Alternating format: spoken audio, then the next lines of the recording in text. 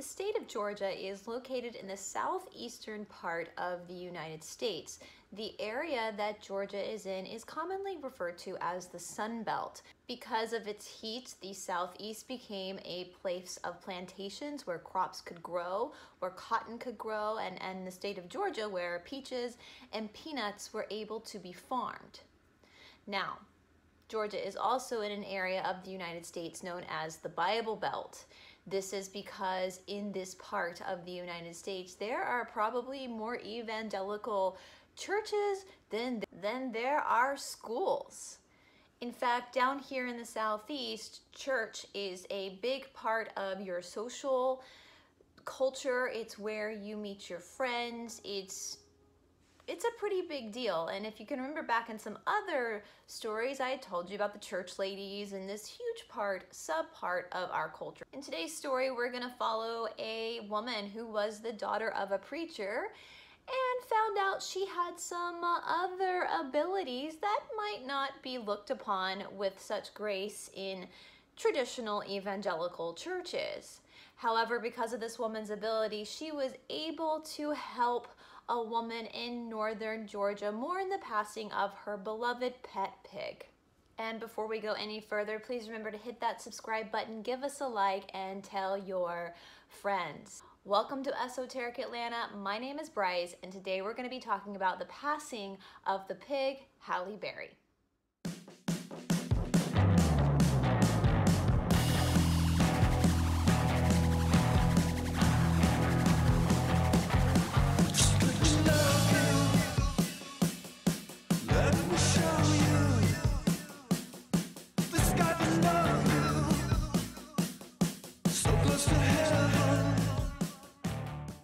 Tent revivals are a huge part of the Southern Bible Belt culture, as is Pentecostal churches with their charming of snakes and all sorts of really energetic and excited and enthusiastic worships of God. I personally have never been to a tent revival.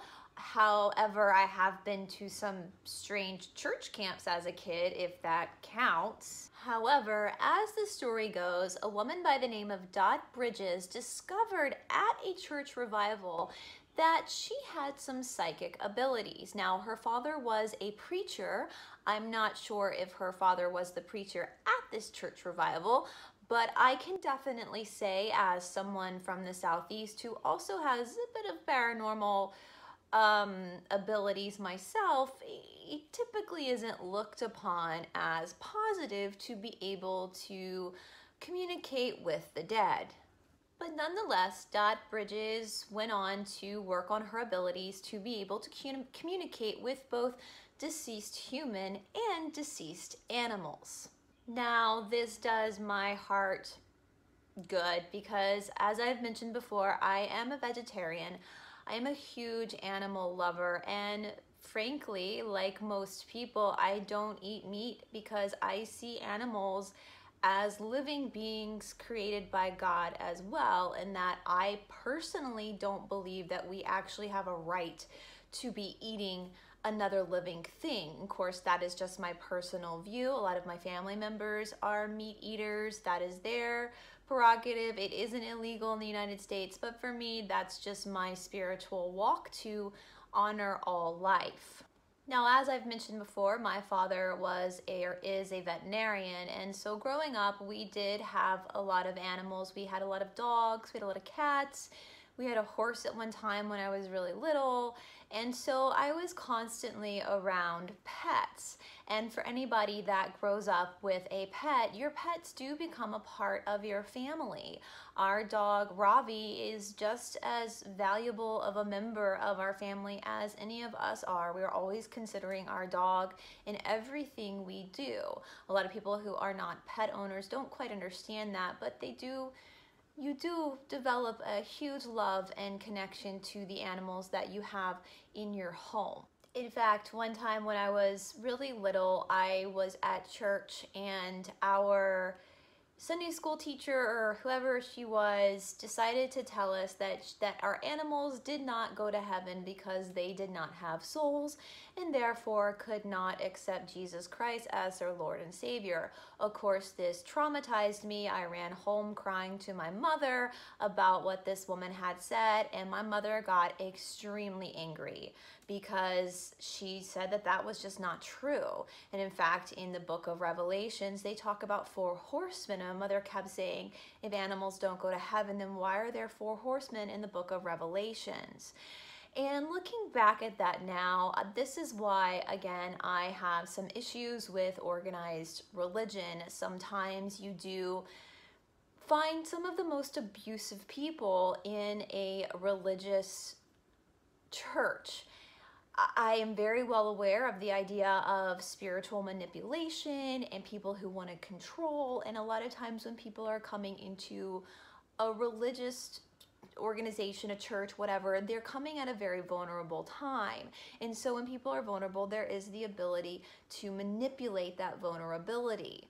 Now, I also think for this woman to believe that animals don't go to heaven because she believes they don't have souls, that's a very selfish view of the world, to think that just human beings are eligible for the love of God when God has created everything we see. Like, that's so freaking narcissistic and selfish, and that's just not the God that I believe in. The God that I believe in loves everything and all creatures, as well as how my mother explained it to me as a child, that absolutely animals will go to heaven. Absolutely.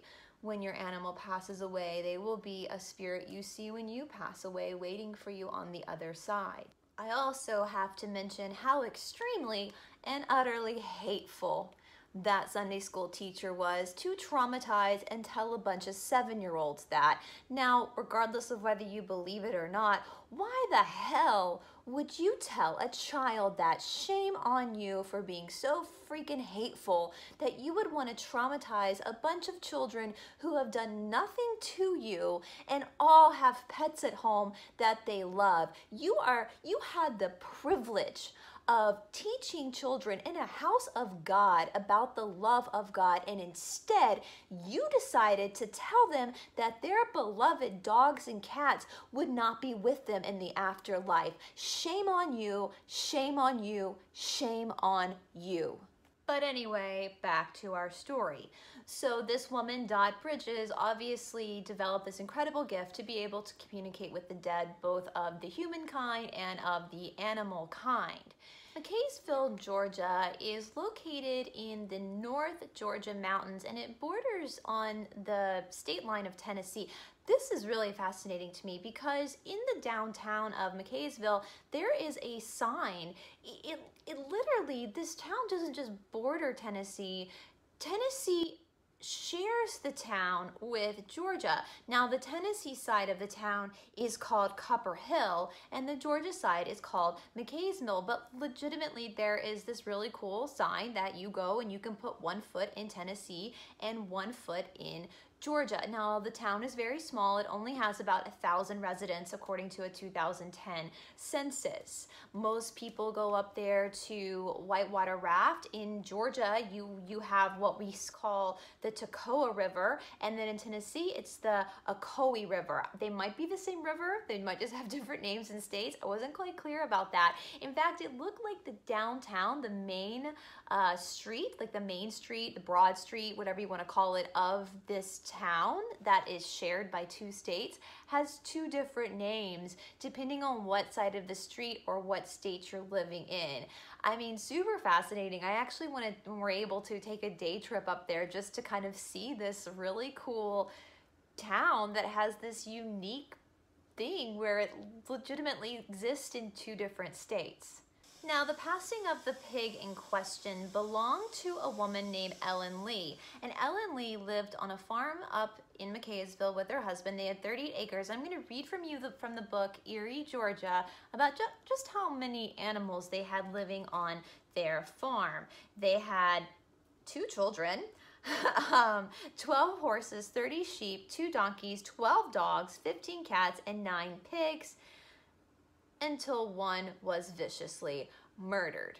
Now, the pig in question was named Halle Berry, not the actress, maybe named after the actress, but that was the name of this pig, and they treated Halle Berry like she was definitely a member of the family. They leash trained her, they dressed her up, she spent time in their house. She was definitely more of a pet than a farm animal. Now, unfortunately, as sad as it is, I think this would absolutely devastate me if I were the Lee family, but one morning they got up and little Halle Berry had been tortured, abused, killed, and her carcass was just left on the property. Now, Ellen Lee went to the sheriff at the local police department to report the murder, and this was around 2006. Now, we did have some animal cruelty laws back in 2006. However, now in 2020, we do have even harder laws on animal cruelty, which I am super grateful for. And the Lee family offered an $1,000 reward for anybody who had any leads to whoever murdered her beloved Halle Berry. Now, at this point, if the culprit had been captured, even though it was assumed that they had killed the pig for food, the pig was killed in a way that would have qualified as cruelty, so they would have spent about a year in jail and possibly had about a $5,000 fine. Desperate from some sort of help to find justice in Halle Berry's murder, Ellen Lee reached out to Dot Bridges, our psychic from our tent revival. Now, the funny thing about Dot Bridges is that she is also an animal rights activist too, and in fact does specialize in finding homes for pigs. So of course, Dot Bridges was very willing to try to help the Lee family find some closure and figure out what happened to their beloved Halle Berry. Dot Bridges told Ellen Lee that she felt a sting on her neck. Now, Dot Bridges had no way of knowing that Halle Berry had been cut across the neck at first. Now, luckily for Halle Berry and for the Lee family, according to Dot Bridges, Halle Berry had not suffered. She died pretty quickly after that short little sting, and then she was with her mother on the other side. Now, Dot Bridges also had no way of knowing that Halle Berry's mother had passed away prior to Halle Berry's death. She informed the Lee family that the murderer was not just one people, but a group of people, and when she saw them, it gave her shivers because they were so completely evil. I agree with that. If you're able to torture an animal like that, you are absolutely evil. Anyway, now, of course, this did not lead to an arrest of any pig murderers, but it did give the Lee family a sense of closure with Halle Berry's passing. And a bit like the story of my grandfather having a near-death experience where he saw the bright light, I think the more we hear these stories about what it's like to be on the other side, the less we fear death ourselves. It's also reassuring to know from somebody who has abilities that, yes, in fact, our animals do live on after their physical body has died, and that we will see them again in the afterlife. Soul connection isn't just connections made by humans, but it's also connections made in the animal world as well. So never fear. Death is just a passing for all of us, even our animals as well. And I have no doubt that for those of you watching who have had beloved pets, that when the day comes that your day is done and you pass over into the other side, that not only will you see the loved ones of people you've known in this world, but you will also see all the animals that you have loved as well, waiting for you to guide you over into that perfect afterlife of harmony and peace. All right, guys, thank you so much for that quick little story today. Have you seen ghost animals? We had a ghost cat when I lived in Los Angeles, so I definitely also have experiences with the paranormal when it comes to animals, but I know a lot of people have stories about their animals still kind of hanging around after death. Do you have those stories? If so, let me know in the comments below. Otherwise, once again, thank you so much for viewing, for being here with us. Thanks to Josh McKay for doing our music, for Todd Roderick for being our editor, and for you guys again for sticking with us through all these stories, and I will see you soon. Bye.